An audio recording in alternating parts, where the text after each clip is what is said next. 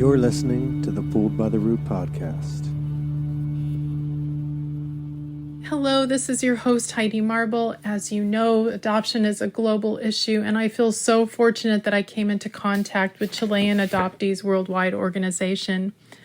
This episode is with Maria, one of the founders, and she tells her absolutely heart-wrenching story of an illegal adoption. She discusses sexual abuse and violence, and it is absolutely a miracle that she is alive. And her mission is to help other adoptees, whether Chilean or otherwise, to be able to have their voices heard. She is absolutely a sparkle of light in the darkness. This episode is very precious to me, and I think it's really well paired with the next episode because she agreed to bring her other two co-founders, and the three of them met with me a week later, and we discussed what they're trying to do as an organization to help shine a light on illegal adoption. So these episodes are absolutely fantastic. You're going to have all the feels, and you're going to fall in love with them as much as I did. They also taught me a word that I wanted to share, and I shared in the episode as well, chispa, which means spark. And I wish for you that you never lose your spark.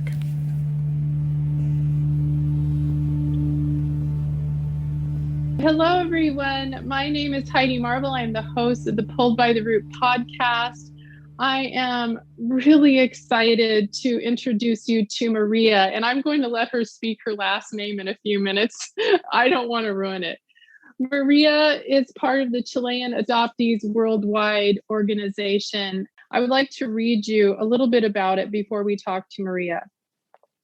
Chilean Adoptees Worldwide CAW is an organization realized for those adopted from Chile or even within the country borders in order to provide them with a platform they can relate to. In the 70s, 80s, and 90s, there has been a wave of children leaving the country, and due to this phenomenon, they are currently spread all over the world. These decades have known to be a very difficult time for the country's history. It is known that many of these children have not been left by their mothers and families voluntarily. As a result, today there is an official investigations in progress that try to identify those involved. The official complaints of families who have lost their children under the most strange circumstances are coming in on a daily basis, and official numbers have passed the 10,000 mark. Oh my gosh, Maria, what a task you have. So first of all, welcome, and can you please pronounce your name with your gorgeous accent? Thank you so much for inviting me, inviting us, inviting all Chilean adoptees worldwide, but even so, all adoptees. Yes, my name is Maria Stoddart, and there is no right or wrong on how to pronounce it. So obviously I did have a different name when I became adopted, but I also got married in the meantime, and I have adopted my husband, my British husband's surname. Oh, that's lovely, Maria. Well, I would love for you to start wherever you would like. And I think it would be really interesting to hear your personal story and how you became affiliated or started this organization. Sure, absolutely. Probably worthwhile to say that I am one of the older children who became adopted. So most of the time we hear adoptees being adopted when they're babies, right? But I happen to be one of the group who are actually older. And what does that mean? That I also have memories. So I was 8.5 when I landed in Sweden, when I became adopted. And obviously previous to that, I do have a very different, or had a very different life. And when you are 8.5, you actually do have memories. For some people, it seems to be that the memory sticks really well. For others, not. They either get a blockage, but I have always had very living memories. I'm really able to explain how my life used to be. And I can as it was yesterday. Yeah. Wow, Maria, are you willing to share a little bit of that with me? Because that is quite old. I'm sure. What do you remember about that? That had to be very traumatic to have that happen to you. let's put it from the beginning, just to give a bit of perspective, because the way I perceive it, I became the perfect child to be adopted because of circumstances, basically. Whether it's perfect or not, that's a different matter. But if you look how the process worked, I think vulnerability certainly made it easy in that sense to be adopted. So if we go back to when I was born, and that was 1975 in August. So the dictatorship have just literally started, and I was born in a town called Nacimiento in the south of Chile. My mother used to work in a posh family as a maid, and became pregnant by the gentleman who ran the house, which was actually quite common, unfortunately. Long story short, where she worked, that's also important to know, where she worked was in a place called Los Angeles, which is a bigger city to Nacimiento. After a year, she returned back to Nacimiento, and with the shame that existed in those days of not being married, my grandmother literally forced my mother to marry somebody, and it became Victorino, my stepfather, who was actually 50 years older than herself. So you had to picture that Mercedes, my biological mother, was 17 when she had me. Then she was forced, and she was 18 when we came back to Nacimiento. And then, because my grandmother was a quite tough cooker, she wouldn't have anything, and he had to look good on the family. And it was the religious aspect. The country was very religious, was Catholic. To make it look better, yeah, she married a man that was much older her age, which sounds horrible and cruel and beyond anything, for which how we perceive life today is awful. But if you also go back to the time, it wasn't totally uncommon either. So my situation is not an exception to anybody else. And whether it was in Chile, it could have been in Brazil, it could have been any country for, also in the United States and so forth. Anyway, and this is where I have my memories from Victorino and my mother and I living in a house, in a pub house. Part of the house was a pub. And it was a good life. It wasn't a bad life at all. We had a roof. The whole house was made of wood. We had wooden floors. We had bedrooms, and we had a kitchen. And the whole life was centered around the kitchen and actually the terrace outside. We had sort of an open fire. That's probably the best way of describing it, where you put wood logs in and then you cooked water food. So to consider how poor Chile was at the time, it was still a very good life. And then came Paulina, and then came Dexter. So my memories is from a family. I had Victorina, I had Mercedes, Paulina, and Dexy. And my mother then became pregnant with her fourth child, for which I have always known was a brother, but I actually never known his name. And one day, my mother obviously went to the hospital to give birth, but she did not come back, but my stepfather did. And my stepfather was angry. He was very upset. And what he was upset over, that his only son had died. So my mother gave birth to a baby boy, and within a few hours, he died, unfortunately. I don't know exactly what he died of. So my mother was in the hospital.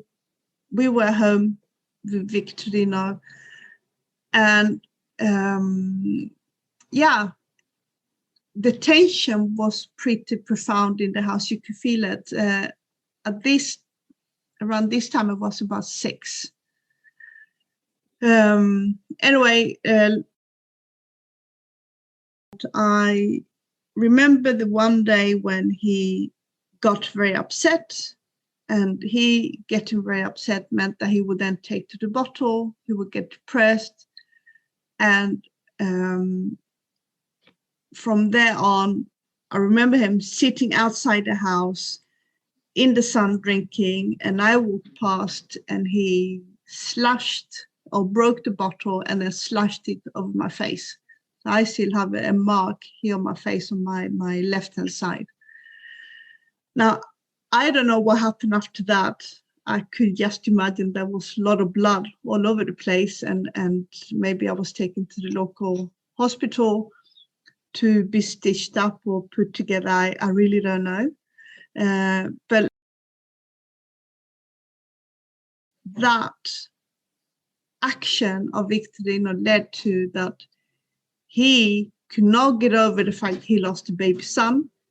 So in his anger and revenge, he ended up putting my mother and his 2 little girls, so my half sisters, onto the street.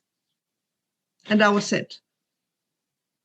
So if you can imagine that not only had Mercedes already lost a child, now she was put onto the street with 3 little girls. It's part of life and part of reality. This is what happened. And I think that's so important to tell what did actually happen. Because when you look at my adoption papers, it says something very different to reality. Anyway, so it was right in the middle of the dictatorship now. People were very afraid. We lived out in the countryside. And my mother had nothing. She didn't have a job. She was a house mother like most people were in those days. So we walked into the center of the village, and to get to the village, we had to cross this big bridge, which was a wooden bridge. And in those days, those wooden bridges will always have a gap. We had to cross a huge big river. So I can remember how I was holding my little sister's hands, crossing this river, and you see the stream of the water underneath, very cold. And somehow she managed to find a place to sleep with us. What do you do? What do you do if you have nothing anymore? What do you do as a woman? You're not welcome anywhere, and you be put out on the street in the middle of the dictatorship. You see police presence everywhere. You see military coming along. You see people actually being dragged out from their houses, either by the head, by a gun towards the mouth or the head. So you're constantly living in this fear. So anyway, we managed to find a place, and the village was very hilly. And this hill had, let's say, the houses. And where we stayed was, I would call it the shed house. That's probably the best way of describing it. There was one big bed. So we used to share this bed, me, my mother, and my 2 younger sisters. And unfortunately, she was forced to sell her body to get a bit of money so she could feed us. There were moments when she somehow managed to find food either on the street or by neighbors, but that was never enough for all of us, obviously. Now, I soon discovered that, so I used to follow her. So I have seen quite a lot of the atrocities she was put through, being forced to do something you don't want to do, to be able to have a bit of money so you can buy your girls food. And the basic thing was actually milk, because milk was something my two younger sisters needed, because we're just little girls, right? I would say, and I can say it very factual, that my mother was not only raped, but she was abused, she was hurt, she's been kicked on all many different levels, because that's how men were in those days. They were very macho. They thought they could do whatever they want. And I cannot imagine how it was for her to undergo all of this just to be able to feed her little girls. Finally, she met one gentleman called Pancho. And Pancho is one of the men who on a regular basis would meet up with my mother. And finally, they sort of started to have a relationship and they moved in together. So that was good. He wasn't a very nice person either. So we moved into the other side of the village. And it was from the outside, it was a house that was blue. And we had a kitchen area and we had one big bedroom. And in this one big bedroom, that's where everybody slept, including with him. Now, he was a shoemaker, so he was able to make money. And I don't know how to explain it, but I think that the best way of putting it together, if you imagine a cowboy wearing these cowboy boots, he had spurs at the back of his cowboy boots. He had always used to wear jeans and a shirt, and he used to have this hat. So when he walked, there was always this ka-ching, ka-ching. So you could hear him long, far away that he was on his way.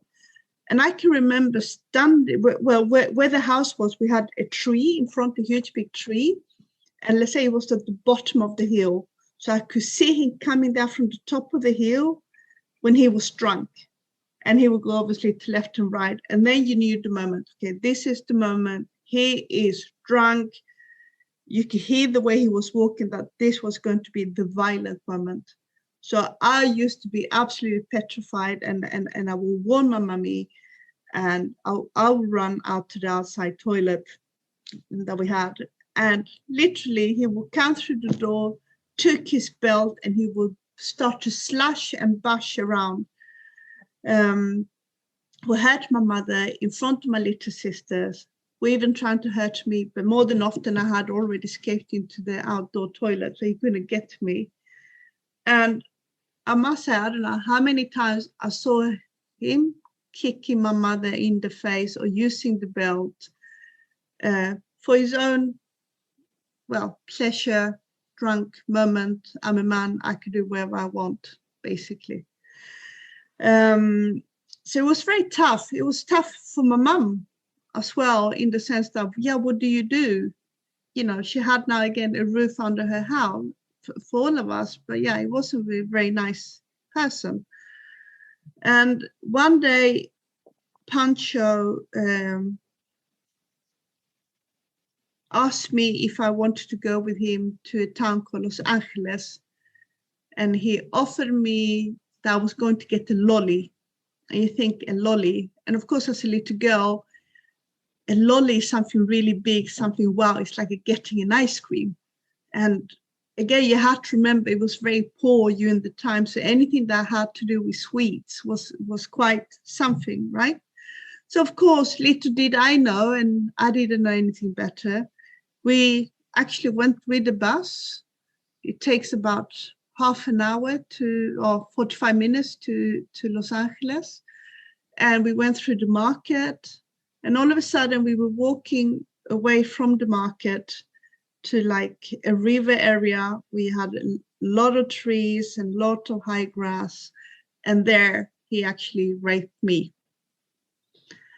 And he threatened me by saying, if you tell your mommy anything, you're going to get hurt. So that was the worst moment in my life, because I trusted him. I got the lolly, and he kept giving me lolly also to keep quiet. So on the bus way back home, I was bleeding. I was in a lot of pain, but I couldn't do anything. I couldn't ask for help. There was a lot of people in the bus. But what do you do? What do you do with a man who is so abusive and angry and what have you? Anyway, we got finally home, and my mother was wondering what was wrong with me, and I obviously didn't dare to explain to her precisely what was going on. And then finally she discovered, and she took me directly to the hospital. And in the hospital, which was in the village, they immediately took me in because I was quite injured. I was awfully badly injured and even managed to cause an infection, obviously. So that is when the process of the separation from my family actually started. Now, this moment at the hospital in Nacimiento was very lonely and very sad because I had nobody. I had to sleep in this, imagine this bedroom or hospital bedroom with these white metal beds. And on one side you had the cupboard with all these medical tools. And they even had a brown bottles where you had medical, like jodium, like water, that sort of things, because I needed to be treated. So it was also quite painful when I was being treated. And there was this huge big window, and this window led into like an open or enclosed park within the hospital. And I would often lay there in my own, very lonely, wanting my mummy, and my mummy will come to one day. And I think this is important for me to tell how cruel life was at that time. Obviously, my mother went to the hospital, social assistants got involved, and the police got involved, and the court, Pancho. And I had to testify towards him. And the moment of testifying, I think, is the worst moment that I have ever encountered as a little girl, of not being supported. And I think today this would just not be allowed by any means. But it was early morning, I was about 10, 11, and you could hear the people in the hospital going around. And all of a sudden it was like somebody just kicked up the door. I had no nurse, no anybody, and in came two police and Pancho. He's totally drunk in his own little cuckoo world, and them holding him. And he threatened me that if you tell them, I'm going to kill you. So they had to restrain him back the whole time. And the police forced me to testify that he was the man who had raped me. And until today, I cannot understand why I had to do this on my own, without a doctor, without a nurse, with two policemen who were like also angry towards me, but angry towards this drunk man. You could imagine if you're a little girl, you have no protection. The only thing that protected me, the only thing that was a wall, was the bed. Maria. So until today, I still have this feeling that anybody can come through the door and just smash it up open, and I had to testify. Anyway, I did testify and explain that yes, he was the man, and then they went out through the door, and then 5 minutes later he came running and the police after him because he wanted to get his hands on me. He wasn't obviously happy that I had testified. Now, from this moment on, I can remember laying often on my own in this hospital, feeling lonely. And one day, this social assistant called Vilma Herrera Bravo came in and said, you we're going to take you to a different place. Now, little did I know at the time, but it turns out that they had told my mother I needed special treatment. So they had told my mother I was going to go to a different hospital. But what they actually did in reality, they took me to a children's home, which was in another town. No. So if you can imagine the combination of dictatorship, being poor, in those days you didn't have car, trains, airplanes. You had to either walk, and if you had enough money, you could maybe take the bus somewhere, but it would take you half a day just to go there. And then you still have two little babies, girls. Right, and what are you going to do when you get there is the question. What do you do? Exactly. So just to rehearse, can you imagine what happened to my mother in a year's time? Because it's literally within a year, she lost her baby son. Her husband put her on the street with her 3 little girls, whereof 2 of the girls is his biological children. She found herself selling her body to be able to feed us, meets a totally crazy man, moves in with him, and literally is almost by the day, I've done like a timeline, he ended up raping me. And then you get taken from her. Yeah, then I'm being taken in a from lie. Yeah. In a lie. In a lie. And why am I mentioning this? Because I think this is such an important part, not for me necessarily, but to put things into perspective. What do you do as a woman when so much atrocity comes your way in a matter of a year? I'm amazed she survived. Right? It's Maria, it's just devastating. It is. It is devastating how we look at it today, when obviously I look back and think about it. Today I'm a little bit of a grown-up person, obviously, but as a child, it's hard to comprehend everything. So I came to this children's home in Angol, and it was quite nice children's home, to be quite truthful. You walked in, there was a lovely garden at the front of the children's home, and when you walked in, you had like a long, beautiful actually hall area which were glassed, and then on the left hand side you had all the sleeping rooms, and then to the right side you have like 2 or 3, I would say, school rooms, and further away there was like a living area, and then there was a huge big kitchen. And then from these terrace doors, when you went out to the back of the children's home, there was a huge, what I would call a football playing ground, and much further away you had another river. It still exists in exactly the same way, this children's home. Now, this children's home was just for girls, so there was no boys or anything involved.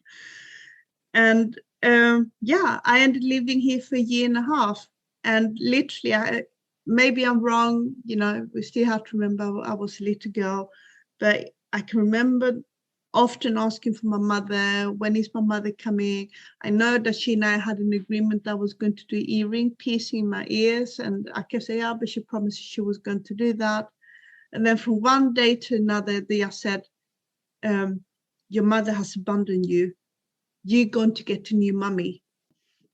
And there was, I can remember the words, I can even feel it to today, the words of, your mummy doesn't want you, your mummy has abandoned you. So I can remember going out from the building, say to the right hand side of the school or the children's home, where we used to have a lot of flowers, and I would pick those little flowers and I would pull the leaves and literally saying to have a mummy, not to have a new mummy, to have a mummy, not to have a new mummy, and overlooking these hills of trees and flowers. And I can remember in this time there was big butterflies, the huge big butterfly, you know, with blue collars and what have you. And yeah, that is the most loneliest moment I have ever had, of understanding that, or being told your mother has abandoned you, but you're going to get a new mummy and you're going to go to a place called Sweden. Little did I know what Sweden was. I understood it was far away, but I didn't know what Sweden was. It was like a concept I couldn't even comprehend in my little brain.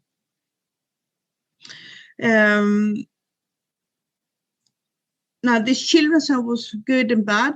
Obviously, I was fed. I came there really skinny, and then I was fed. I used to love, we had 3 or 4 ladies who used to cook food. We had a huge big kitchen, and they were very nice ladies. And there was one particular thing I used to love, what they used to cook, and it was like a courgette.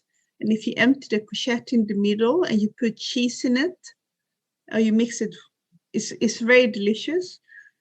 And I remember when they made that, I would eat and eat and eat. So nice. All the girls who were at this children's home were from really young girls to about 18. So it was like a really mixture. In the bedroom, I would say, because it was one big bedroom where we all slept, there was like 2 levels, 2 floors. And in the floor at the bottom, there was about 50, 60 beds, but bunk beds. Oh. And that's where our living space was the bed you slept in.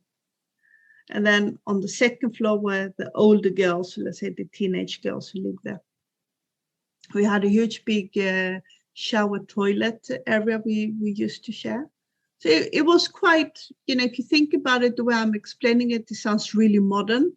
And I would say, yeah, it was modern compared to how my life had been out in the countryside.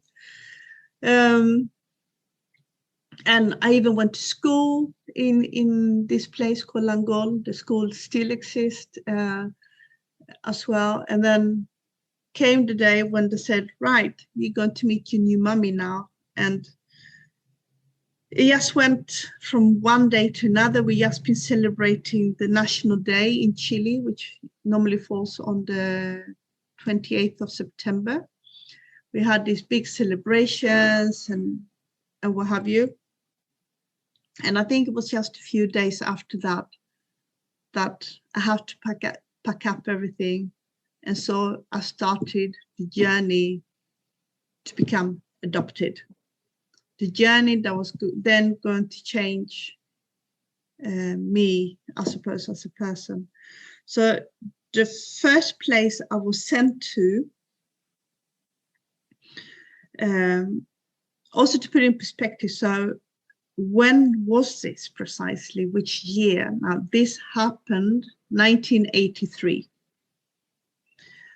1983 in September. At the end of September, beginning of October, I was sent or taken to this family, very posh people called Olympia and Nelson. They had no children of their own. They had a fantastic house. They had maids. Yeah, somebody who just stood and cooked food in the kitchen, one who just cleaned the house. They had a gardener. It was just like this extreme, beautiful home for which I never knew anything about. Absolutely adorable couple, and until today I have fond memories of Vilma and Olympia, and I have met them at a later stage in life, and they basically had told me later on, had I known, they would have adopted me. But my Swedish mother then had already started the adoption process from Sweden, so they couldn't. But the whole reason for me to go to their home was to learn, to understand how it was to live a rich, posh life. So I acclimatized myself to the new world I was going to be taken to. So I stayed with them until about a week or 2 weeks. It's probably a week before Christmas, 1983. And I was escorted now from Los Angeles to another place called Concepcion. Concepcion is the second biggest town in Chile. And here, astonishing enough, I actually got to live with a very famous social assistant called Alejandro Quezada, who've been part of the majority of the adoption that came from this region to Sweden. I stayed with her family. She was also very nice, and so were her children. But this is where I got my first Christmas present. And I think that what still stands out to me today was this fireplace they had. And by the fireplace, they had the socks. And there was little presents. And I got an Apple mirror and an Apple hairbrush, like little toy-like, for which I still have until today. It still exists, these toys. Oh, Maria. And yeah, that was my first Christmas, for instance. Christmas I knew existed. I had sort of got to know about it, but I didn't know how to celebrate Christmas. Now you have to imagine as well, during this time, Christmas in Chile is really hot. It's no winter and snow. It's actually quite the opposite. And so I stayed with Esmeralda and her husband. They were also lawyers, so they were also able to have access to facilitate this. And came the day when I had to travel with her daughter, also called Esmeralda, curly black hair, really nice young girl.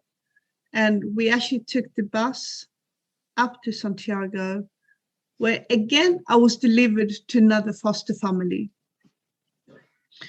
And this foster family had many children they fostered for which I think, and I assume, but I'm almost convinced that this particular woman, to whose name I really can't remember, fostered many children or looked after many children in her house before they actually left the country, before they were actually being adopted.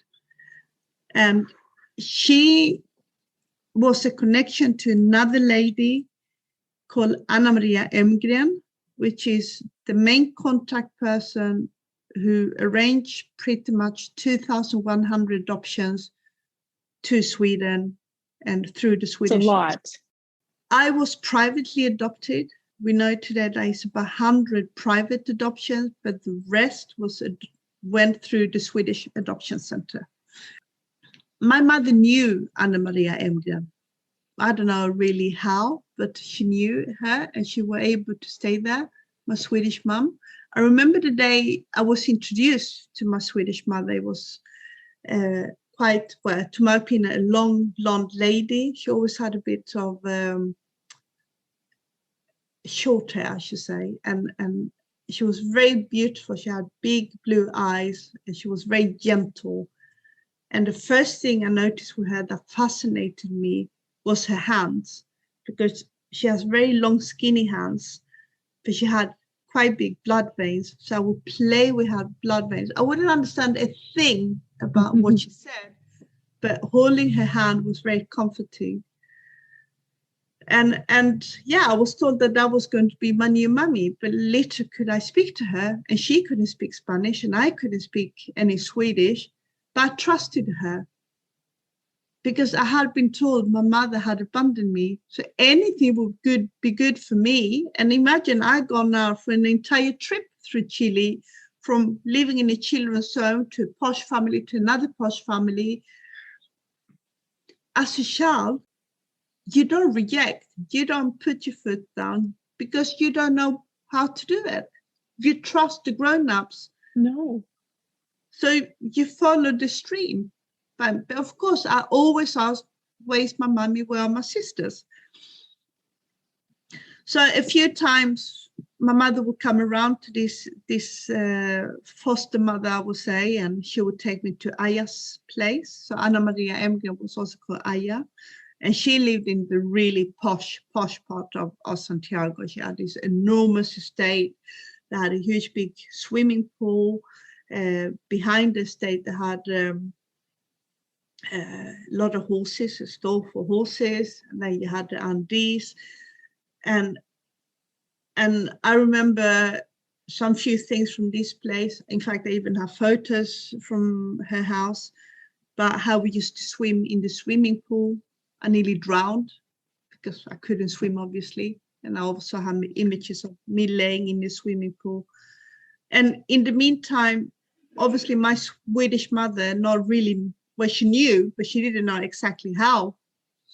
She was trying to arrange my adoption and so forth. And then came the day we were supposed to fly. Now, the worst thing, I remember having to put a pair of jeans. I wasn't used to wear jeans and these big fat clothes, and for all these big fat boots. And I remember going to a place to take a photo for my passport. I understand I can remember getting my little green, well, what was then an ID card. And so we went. You know, that's when my life started to change. We came to the airport. I'd never been in the airport. Little did I know where airplane was. So all these things were coming my way, going to the airport, going. I don't have very big memories of that, but I certainly remember that going to the airport. What then happened today, I can't remember. But I remember how we went to the airplane and how it took off. And the noise, and you can imagine airplanes in the 1980s. It's nothing like today. And I remember I had like a propeller. Yeah, so it was quite noisy. And I remember how we sort of fly over the Andes. That was the first time I had seen the Andes from above. And it was very sort of shaky. A lot of people, in those days, you were even allowed to smoke in the airplanes. So, and my mother loved smoking. She was a right smoker. And the weirdest thing was when we went into this airplane, obviously I needed to go to the toilet, and she had to show me. And you know how it is when you go to the toilet, right? I was not used to that. No. So that was like this monstrous thing whirling around, and I was so petrified. At some point, I must have fallen asleep, and then the next place we woke up was, I should really know this, and I do have my plane ticket somewhere, but I almost mistaken myself where we went to, but I'm pretty sure we ended up flying to Sao Paulo in Brazil. Mm. And there we had to wait and change airplane. And that is when I got to understand there was a new world, new people, new smells. Everything was new. My mother trying to speak to me, and it was all just mumbo jumbo. Everybody was speaking mumbo jumbo language, for which I couldn't understand. But I had nobody else to trust than my Swedish mum, right? So I needed to go to the toilet. I had to wear these jeans and thick boots and you name it what. And then we had to go down. But going down to find the toilets, you had to go through electrical stairs. I've never seen electrical stairs. So I absolutely stopped just by the edge. And that's when my mother got to realize I'd never seen electrical stairs. It was absolutely petrifying seeing a set of stairs going around in a circle and making that bit of squeaking noise. And then you see that conveyor belt, you know, where you hold your hands onto, also moving. So that took the need of having to go to the toilet away, because she actually had to teach me how to go onto sets of electrical stairs. And it was, so you can just imagine these monstrous things going in and out of the ground, and it keeps moving. Yeah, how do you explain that? How do you explain especially that? when you don't have a language to speak? I can't imagine how frightening that was, Maria. Like how disorienting all of that had to be. Totally. And then the other thing we managed to practice, and I ended up going to the toilet, and then we had to go and practice a bit more. And then I hear from the speakerphones loud and clear, because actually what was happening now, we were actually literally missing the airplane, the connection flight. Because me trying to learn to go on a set of stairs, taking up the time. So all of it, I can hear so clear until today how they were shouting on the speakerphone after my mother, Ulla Lennart and Maria Angelica, and my mother grabbed me by my hand, and we had to run to the airplane, and we were literally the last one to get onto it. Wow. By now, it must have been pretty dark because you fly through the night, and I must have fallen asleep. But yes, it was a right shock. All this food, all these people smoking in the airplane. I know there was children on board crying. And there we were, and all of a sudden I woke up, and we had just a few hours to go, and we came to a place called Copenhagen. That's where I landed. And my impression of all these people who now was tall and blonde and blue-eyed, and this airport was even more modern than the other one. They had like this huge big television screens. Well, that's why it looked to me, huge big television screens, people shouting another mumbo jumbo language. And then we had to go to conveyor belt to get our suitcases. Now that was also a shock. So you can see this conveyor belt going around, and what comes out of it from the ground is like suitcases. And then it goes around the circles and it goes down again. It was monstrous, this weird technology I wasn't even aware of. I wasn't familiar with it. So I think I was extremely afraid. But I know I was afraid for all these people. And then we came to this window, and there was a lot of people waiting, and they were waving. So I was waving back, but I didn't know who they were. And basically, I know today that was my mother's best friends. My adopted sister stood there, and my Swedish mom trying to explain who they were. But yeah, she was standing there with her dictionary trying to speak to me in Spanish. So that's how that went.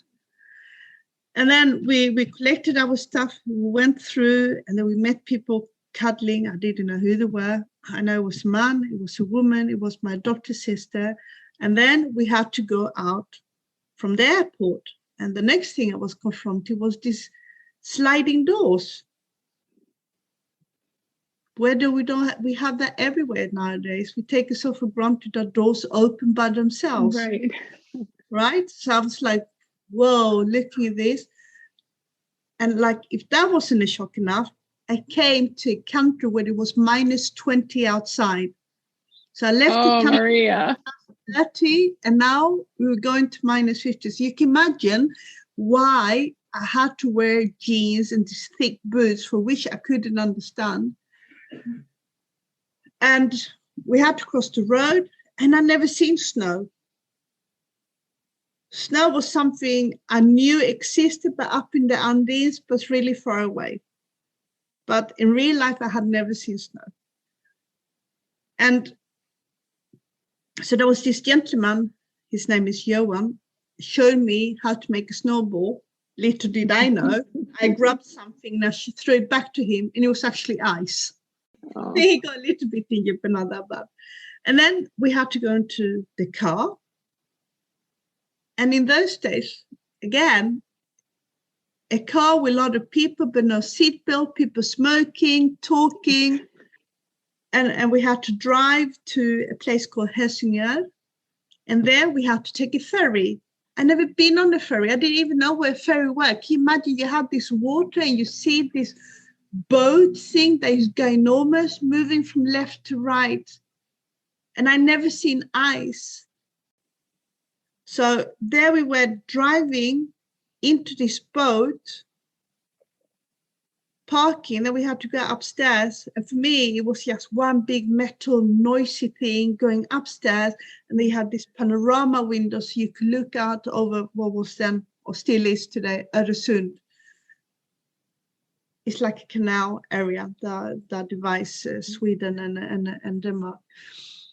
And just seeing this boat going through the ice and the ice breaking up. Anyway, so we finally got to Helsingborg, out from the boat, and then we drove up to Polsjö, the area where my mother lived. And it was a very nice house, and it was just newly built. So I actually landed in Copenhagen 16th of January 1984. So coming then to Helsingborg, to my mother's house, I never seen a house built in this way. I didn't know what that was. So you walked into the hall, you can hang your clothes. To the right, there was a bedroom. And then if you went to the left, you had a living room, another bedroom, and then the kitchen. And I understood that the room to the right was going to be my bedroom. I understood that, but I wasn't used to have my own bedroom. And there was a bed, there was a bookcase. But what did I know to have my own bedroom? Because I always been sleeping, sharing a bed with people or a room with people. Right. Imagine that now I was giving a room and I was going to sleep there on my own. What a shock to your system. Absolutely. And then the other thing that fascinated me, because obviously I got to tour around, was going into the toilet. I mean, I was a countryside girl. I will keep repeating that. But then there was this toilet and you could press on the button and there was water coming out and there was a swirly thing and things just disappeared. And then you had where you could wash your hands and there was a mirror and she showed me how to lift the tap. And if you went to the left, it was hot. If you went to the right, it was cold. And there was a shower and there was a bathtub. And everything was just huge, big. But I think the weirdest thing to me after all was the washing machine.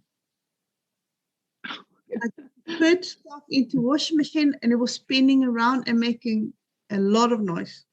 Now that was so daunting. That was so huge.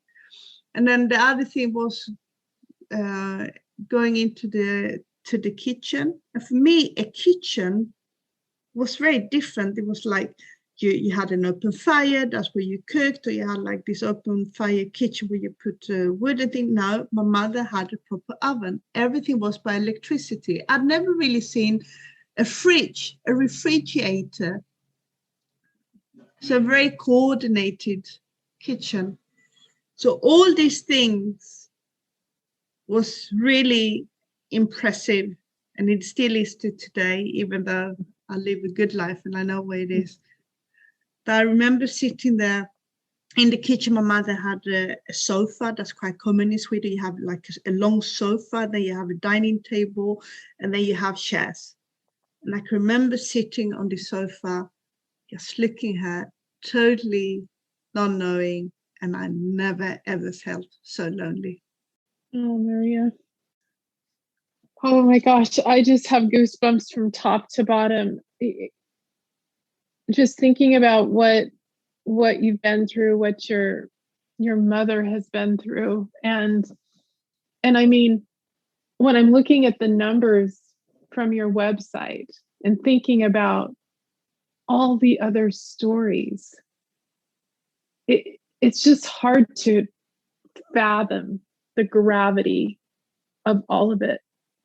I want to talk to you more about your personal story. it's so powerful to go this deeply into your experience and then learn more about what has led you to this work that you're doing. Yeah. I want to highlight this particular thing because though I have memories, I want to highlight that this is what happened to babies that were stolen. They went from one house to another house, to a third place, to a fifth place, to a sixth place. The baby cannot remember. A baby can't express their anxiety. A baby can only express that through crying.